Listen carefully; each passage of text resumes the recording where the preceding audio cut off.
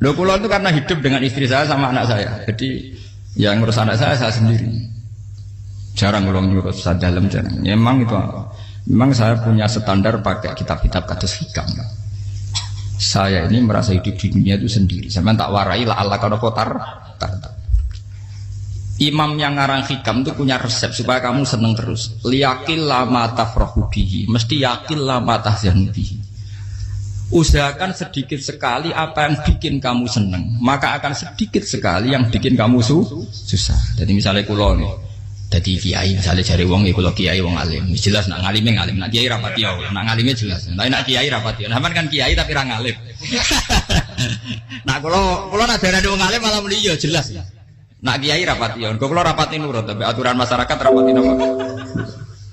Nah sampean kiai tapi ora napa ngalim. Ya beda. Ndak ini memang bedanya jauh. Ya mungkin lebih kiai sampean gimana? Cara derdek-derdek donga meyakinkan sampean. Tapi cara artine donga piye paham kula. Lha boten iki nyata, sampe rasa tersinggung. Napa barang-barang napa? Nyata. Nah, kula sering ditakoki kiai-kiai masalah. Resepnya apa jenis? Konjinan ratau susah, dal kita ratau wiridan, ratau muhaisisip. Resepnya ilmu itu gini kata hikam. Ulama yang kayak hikam itu pernah ngarang kitab tuh saking syukurnya, entah saking angkuhnya, terserah komentari. Kamu harus yakin bahwa di sisa hidup Anda itu tidak akan maksiat lagi. Sehingga kalau kamu ditakdir maksiat, anggap saja akhiru maksiatin kudirat alaika. Anggap itu yang terakhir. Siapa yang menganggap mohal bahwa dia tidak akan dosa sampai mati, berarti menganggap Tuhan itu lemah. Karena cara berpikir kita kan bayangkan hidup itu 40 tahun lagi. Misalnya saya sekarang umur 40, bayang urip kadang 4 tahun meneh. Sampean misalnya umur selawe, bayang selawe tahun meneh. Sehingga nganggap dalam durasi ini selawe tahun kok orang maksiat kan mohal. Apalagi sampai sudah tahu maksiat itu bakatem, paham? Ya maksiat ya kelas-kelasan, nak bikin pacaran. Nak wong iso omah ya nakal, nak sing setengah soleh ya berbau proposal ya sesuai kontaknya dhewe-dhewe. Itu kan urusan masing-masing. Ya itu kan urusan masing. Moe wakisabu ala wa, ngene ora ana sing roh moe wakisabu ala. Rombongan wali songo, mbok kangen wali songo, mbok golek selisih wawahu napa alam. Sing roh pangeran piyam. Mbok kangen wali, mbok golek selisih margin. Niku pokoke wawahu napa ya itu kan urusan jenengan mbek pangeran, mboten urusan kula. Tapi tetap saya sebagai ulama mengingatkan, niat itu ditoto. Begini, ulama dulu tuh ngitung hidup itu hanya 2 menit, 2 detik. Sehingga dia ya gampang saja. Kayak imam, kayak kanjeng Nabi itu, ya Rasulullah kenapa tidak menyediakan makan untuk besok? Loh, saya itu tidak yakin, kalau hidup saya sampai besok. Ya sudah begitu cara, ya sudah tenang saja. Kalau sampean kan bayangkan hidup 4 tahun lagi, 5 tahun lagi, sehingga arah mangan ya wedi tenan. Padahal bolak-balik zaman cilik arah mangan tetap aja wedi. Jadi cara berpikir Nabi itu begitu. Begitu juga cara pikir sahabat, cara pikir ulama-ulama yang waras itu begitu. Loh, saya itu pernah melarat di Jogja, zaman pertama merantau. Itu kalau nanti saya bilang, Gus kok tidak punya beras, tapi apa yakin nak sesuk urip Pak? Kowe buta mangan sesuk, anak sesuk ijek napa? Urip. Cara berpikir ulama itu begitu. Sehingga melihat maksiat juga gitu. Alhamdulillah aku ijek urip. 1 detik, 2 detik, 2 menit. Sehingga hidup. Dan itu sudah cukup untuk lafadzkan la ilaha illallah. Makanya kata yang ngarang hikam, betapa murahnya Allah. Surga itu hanya bisa dibeli dengan 2 menit. Karena surga itu senilai la ilaha illallah. Miftahul jannah la ilaha illallah. Itu cukup 1 menit. Berarti surga itu regane mau 1 menit. Dan karena dia nganggap hidup itu 1 menit ke depan, la ilaha illallah, ya sudah. Dia ngitungnya hidup itu per menit. Kalau sampean kan enggak, per 10 tahun, per 20 tahun. Sehingga kriminal betul, cara pandang sampean itu kriminal betul. Sehingga bayang kudu di duwe, kudu di bojo, nak kiai kudu di pengaruh. Lah kalau saya enggak. Saya meskipun enggak sehebat itu, tapi mewarisi keilmuan mereka. Jadi misalnya saya jadi ulama, itu bayang di santri mau sitok. Islam pokoknya ke Ahmadiyah ya gitu saja. Ya pokoknya ya sudah gitu. Orang bayangno santri sing pampinan takwa khusyuk salam tempel demen gelo, demen apa? Lo tanyakan santri-santri saya itu mungkin belum pernah nyuri istri saya bikin kopi. Bisa dihitung. Karena saya itu sederhana saja. Misalnya saya pergi dari Jogja ini yang nyata salam. Bayangno bojo wis maca, gawekno kopi, bukakno lawang malah kecewa. Seperti umumnya orang kan gitu. Semerantau ada gangno bojoku nyuambut, digekno kopi, digodhogno banyu hangat teman, bareng teko bojone wangep kukur-kukur. Karena tarifnya dia ideal, maka mudah kecewa kalau itu tidak terjadi. Nak kula mboten, sebayangno kaya Jogja, bojoku cek utuh Islam, nak salat 5 bulan ya sudah gitu. Pakai standar-standar yang minimalis. Saya dari rumah bangun sampai ngaji ya, pokoknya melek, terus ya sudah nak sholat demadem nopo, mulanya sudah gitu sih. Andai kan saya pakai standar maksimal, maka akan mudah kecewa. Rasulullah juga begitu. Rasulullah itu ngadepi Sayyidah Aisyah, itu ya begitu, ngadepi Hasan Husain. Sehingga tidak ada cerita Nabi mudah kecewa, betul. Karena Nabi bayangkan anak istrinya itu ya minimalis sekali, urusan dunia loh maksudnya minimalis sekali. Misalnya Nabi pagi-pagi tanya, ya Aisyah apa ada sarapan? Enggak ya Rasulullah, ya idzan asumu kan itu saya puasa.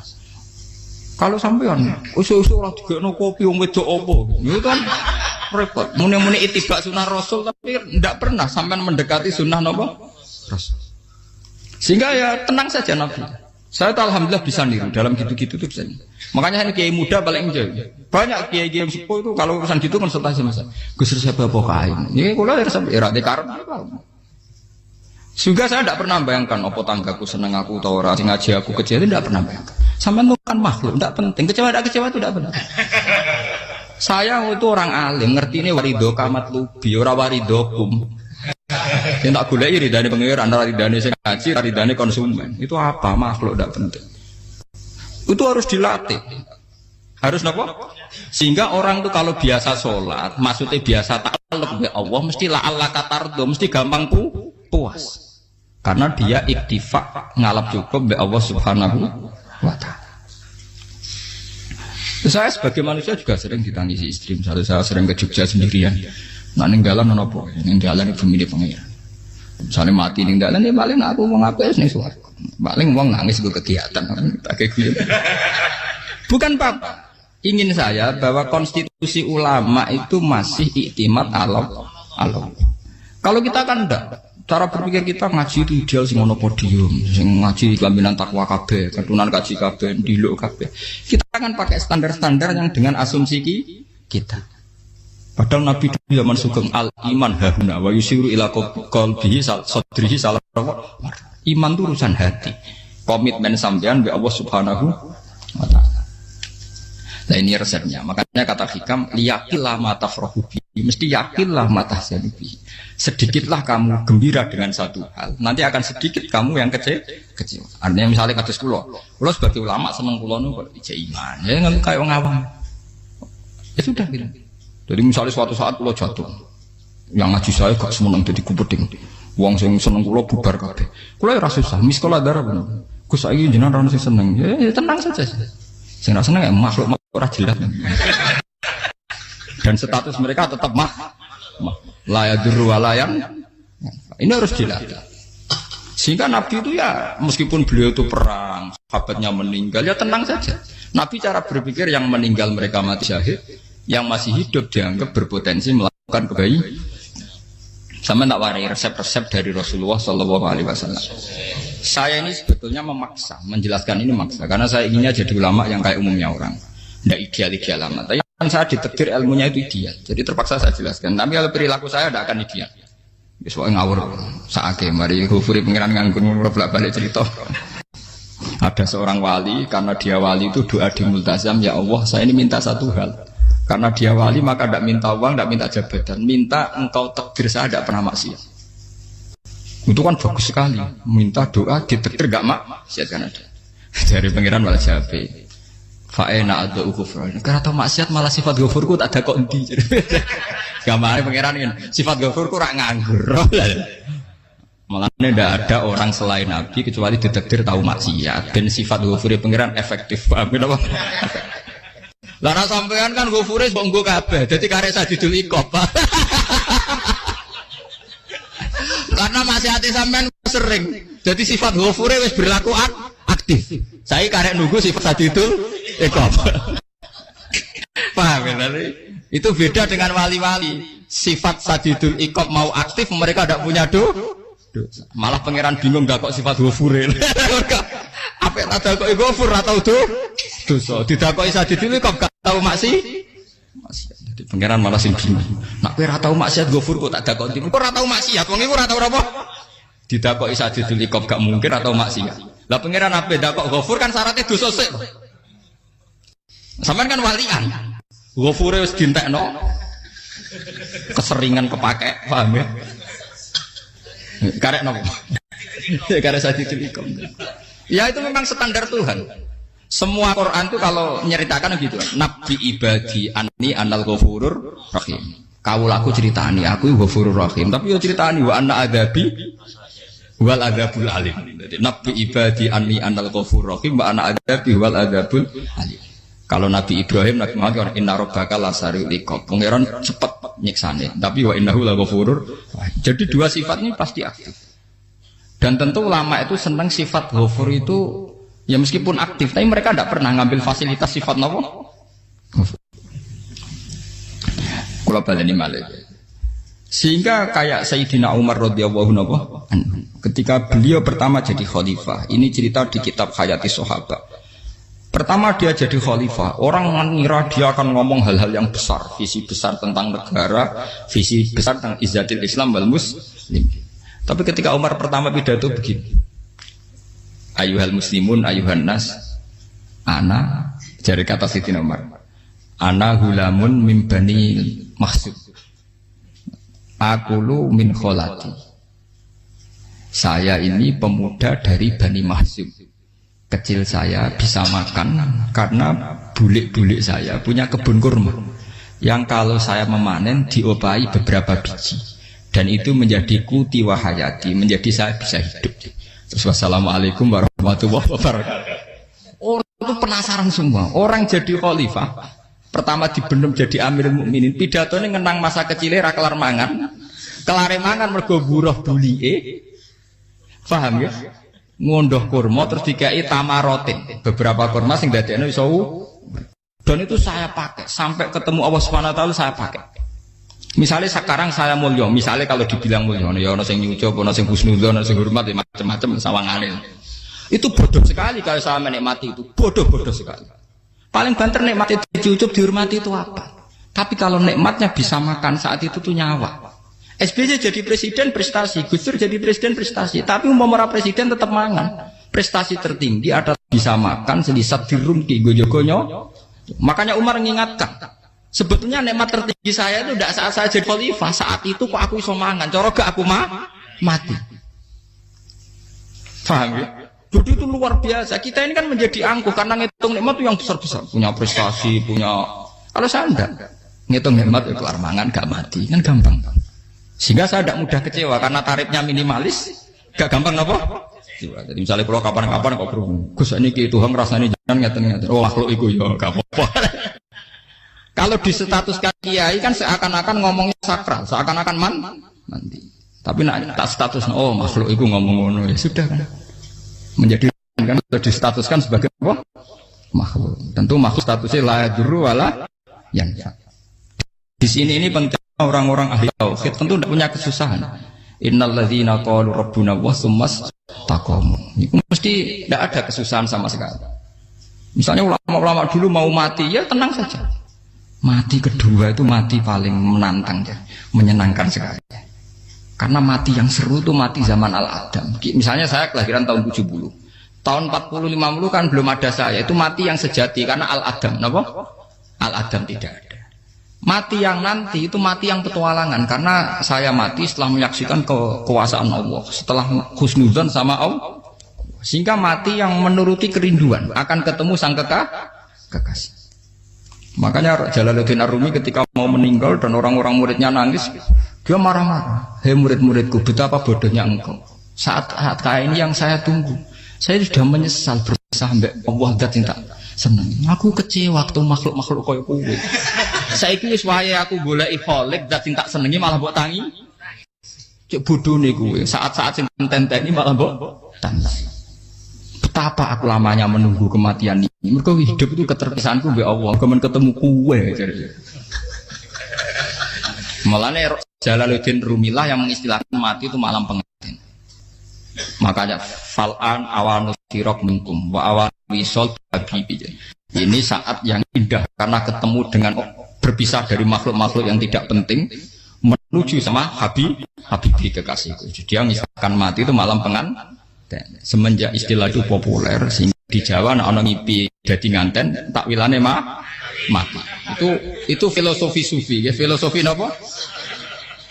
Lah niku tenan. Begitu juga sahabat-sahabat dulu. Bilal mau meninggal, anaknya udah nangis. Bilal lagu ya. Ditanya sama anaknya, kenapa anak-anak kamu nangis? Dan jenengan badhe kapundhut. Aku malah seneng nang mati. Hudan nalqal akhibah Muhammadan wa hisbah. Aku nak urip ketemune mbek kowe terus. Malah nak mati ketemu Nabi Muhammad. Hudan nalqal akhibah Muhammadan wa hisbah. Nah, dengan cara pandang begitu maka hidup itu enjoy saja. Ya saya sebenarnya keberatan pakai kelas ini keberatan karena saya harus ngulang sampean-sampean itu. Ya makanya potensi kayak saya tentu mengurangi jadwal ketemu. Makanya saya mohon kalau tidak penting itu jangan sungkan. Anggap saja itu bagian dari hormat saya. Ya minimal sampai misalnya di dua saya ketahui gue diajan pentolan nah melapo mau kesuwan bareng malah repot. Gue ganggu uang anak peleleran pak. Nah misalnya sampai kepentak kok hukum, uang nak pinter, hukumnya takokan ya ringan, takok kita tanggam paling bisa. Karena pertanyaan yang ringan tentu ya ringan-ringan saja kan. Gak perlu kiai kali ber. Sampai rasa GR. Kalau pertanyaannya angel Gus gak ono sing iso jawab. Uang nak ralim tahke, ku pertanyaannya ya ora patimu itu. Iku wis kangelan ngoten. Ini mboten ngenyek tapi padha enak. Bodoh apa? Makanya kalau latih. Jadi hikam sendiri itu ada manhaj, ada metode. Kalau orang supaya tardo, yakin lama tafrohudi, yakin lama tahsen. Anak saya itu kalau habis main pulang, itu saya senengnya pol. Istri saya pernah jangan. Gus, anak mulai senengnya dek biro-biro, anak-anakku gemulai nih ngomah, misalnya terus biasa. Saya terus anakku lo main mulai itu seneng. Biro-biro anakku mulai nih ngomah. Dipanggil anak saya bapak itu senengnya sak boleh. Piro-piro ana sing manggil bapak. Jadi saya pakai standar minimalis sekali. Saya tidak pernah pakai tarif. Dia anak yang ideal dihormati orang. Sampai anakku sujud nih pangeran, ngerti pentingnya mau tasbih. Makanya anak saya tak namakan tasbih semua. Itu ya sudah selesai. Saya tidak pernah bayangkan anak saya jadi kayak besar dihormati jemput. Mari gampang kecil. Ya, sekolah kan Sayyidina Umar. Saya pemuda dari Bani Mahzum. Yang kecilnya bisa makan karena buruh bulikku. Akal tuh tamarot itu. Wah itu saya baca tuh nangis betul. Betapa hebatnya Sayyidina Umar. Mengingatkan ulang bahwa nikmat tertinggi itu ya makan karena makan kaitannya nyawa. Orang jadi bupati enggak jadi bupati tetap makan. Jadi kalau ngantin saya tarifnya minimalis sekali. Oh, kalau orang sudah makan gitu lah Allah kata tertentu mudah sekali. Tapi kalau sampai tarifnya ideal harus di mobil kudu sangune akeh. Mosok gue mobil gak sangu akeh. Barang gue sangu akeh kudu gue penderek. Mosok kiri lunga juga kok tanpa penderek. Nang penderek maju. Mosok ora kena dikeloni itu malah repot. Akhirnya gue wong ayu. Harus selingkuh dijari sing we. Itu perkara meneh. Wong ruwet nuruti tahapan-tahapan duniawi makanya resep kalau ingin itu kon sholat, maksudnya sholat itu dihayati secara tauhid ya, dihayati secara tauhid. Misalnya inna sholati wa nusuki wa mahyaya wa mamati lillahi rabbil alamin. Itu akan pasti Allah katar, pasti mudah melihat alam ini ridho. Ini satu sekelumit ya, dari resep orang ulama yang saya meniru beberapa di kitab Hayati Sahabat, di kitab Hikam dan meniru terutama semuanya sanad dari Rasulullah Shallallahu Alaihi Wasallam. Hanya suatu saat Nabi itu kagum. Abdullah bin Mas'ud itu jalan dan dikawal oleh beberapa malaikat. Terus Nabi itu heran. Ya Abdullah, kenapa itu selalu mengawal kamu? Kata Abdullah bin Mas'ud, ya Rasulullah, inilah akhtu khutwatan, illa wa azunnu alla akhtu wa ukhra. Wa ma aqatu luqmatan illa wa azunnu alla alqamu ukhra. Saya itu tidak pernah melangkah kecuali saya tidak pernah yakin apa betul saya bisa melangkah lagi. Jadi perlangkahnya itu dia iktimat Allah. Dan saya tidak pernah mengunyah satu kunyahan kecuali saya tidak yakin apa betul saya bisa mengunyah lagi. Setiap kunyahnya tetap semuanya berada Bismillah. Semua itu atas nama pertolongan atas kata Rasulullah. Orang kakak andekan saya ada nabi terakhir itu jadi nabi. Jadi kemana? Makanya dulu Nabi itu sering ngendikan, adekan orang-orang kayak gitu itu ada nubuah, tentu mereka punya derajat apa? Nubuah. Jadi tidak jadi Nabi tapi punya derajat apa? Nubuah. Lah orang yang cara berpikir gitu tentu tidak khawatir apa yang hilang dari dirinya karena dia berkontrak dengan Tuhan hanya per menit per detik. Jika mempunyai resep al-mu'min yusiru sana Allah ayakuna li nafsi zakiron. Seorang mukmin yang sejati tentu kontraknya dengan Allah Subhanahu wa taala dan dia tidak pernah ingat dirinya sendiri. Kayak sampean pas umat tapiil, Allahu akbar, Allah maha besar, subhanak. Selalu ana wong ngrasani itu termasuk lali utange barang itu. Tapi yang jelas kan menjadi enjoy dengan dirinya sendiri. Paham ya? Menjadi enjoy dengan dirinya karena dia tidak sering punya kontrak dengan makhluk. Nah ini maksudnya Allah kau janganlah Allah kata kamu pandang apa nak sholat terus kabul kaja apa nak sholat terus untuk duit ya bar karena cara pikir iso aja nak duit ya. Dan ini resep ya, dan resep ini dari ulama-ulama yang istinad ila Rasulillah sallallahu alaihi wasallam. Karena kalau Nabi itu memang cara pandang. Aisyah itu pernah ditanya, ya Aisyah, saya ini ingin makan, apa daging yang dari sahabat ini masih? Wah ya Rasulullah sudah habis karena tak kasihkan tetangga. Itu Nabi tidak marah-marah, malah bilang, kamu benar Aisyah, biru yang kamu kasihkan tuh yang masih. Kau nak daging dipangan dewe kadang nuruti nafsu. Nak dikekno wong sedekah nuruti perintah pengen. Jare Kanjeng Nabi, beneran Aisyah. Daging ijek. Mung klono tiyang malah ijek. Sing mbok sedekah malah sing ijek. Cara berpikir Nabi itu begitu. Tapi tahu-tahu disederhanakan sunnah Nabi ya serbanan. Lah itu kan ya memang itu bagian dari sunnah Nabi, tapi sunnah seharga 10.000. Paham ya? Ya monggo mawon sampean sunnah Nabi serbanan gitu, tapi itu sunnah yang bisa dibeli dengan murah. Hakikatnya sunnah Nabi itu rata-rata bentuknya perilaku, napa? Sampean delok dawuh Aisyah, tenggene tiba berjanji, kana khuluquhul Qur'an wa shimatuhul ghufran yansahu lil insan wa yafsahu fil ihsan wa ya'fu 'anil dzambi idza kana fi haqqihi wa sababi.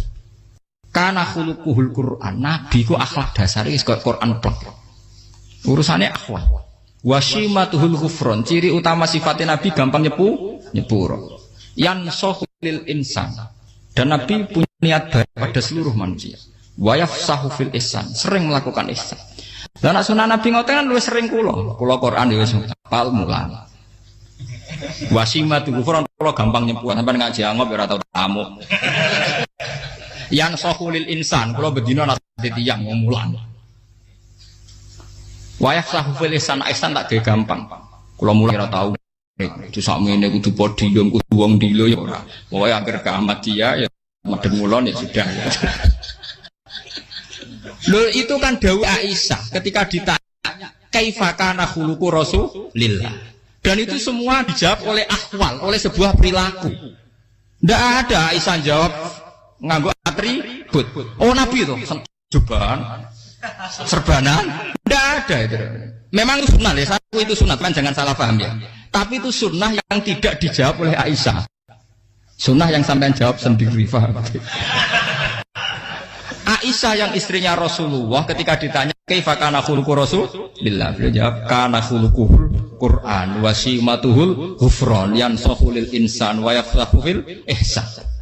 Semuanya akhwal wa ya'fu 'anil dzambi idza kana fi haqqihi wa sababi wa idza dia haqqu wa lam yakun li ahadi mar'ahu badihatan haba wa idza ta'ahul miskinu ajaba yaqulul haqqa walau kana murra wa la yutmiru lil muslimin hisau wala. Semuanya itu akhwal, satu perilaku sosial. Saya mengakui kalau serbanan sunnah. Ya saya ngakui. Tapi sunnah wis karena saya mewakili yang akhwal tadi yang apa? Lah mungkin untuk sampeyan monggo kalau untuk ngisi sunnah. Tapi mbok ya adil. Ini bukan kritik mboten nggih. Yang meyakini serban sunat kan sudah banyak dan itu bagus. Tapi cobalah juga meyakini ahwalu Rasulillah. Makanya man sanna sunnatan itu rata-rata ulama maknani siapa yang ikut sunnahnya Nabi. Rata-rata ulama nafsir ahwalu Rasulillah wa af'alu. Perilaku sosial Rasulullah. Makanya terusannya wa idza ja'ahul miskinu ajabah. Kalau dipanggil orang miskin ya datang.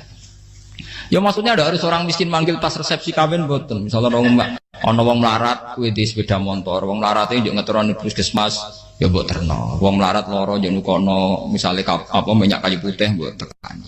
Ora kok ngerti-ngerti mbok ngurusan walimatul urus sing wajib piye lho. Payah. Dolan padahal miskin aja ora ana hadise urusan walimatul urus mboten. Kalau orang miskin manggil ya. Dalam riwayat hadis ya Nabi sering dipanggil orang miskin. Ya Rasulullah, mbok datang ke rumahku, ada apa? Terus ya Nabi, saya tuh ingin rumahku sing elek jenengan nanti salat teng mriku. Ya Nabi datang ya salat saja ya ora jaman. Fi ayyi makanin aradta an usolliya fi. Kamu di tempat mana kamu seneng salat teng mriki ya Rasulullah. Ya Nabi salat. Sing ngundang ya waras pisan. Kenangan mbek Nabi kok mae dienggo salat Nabi.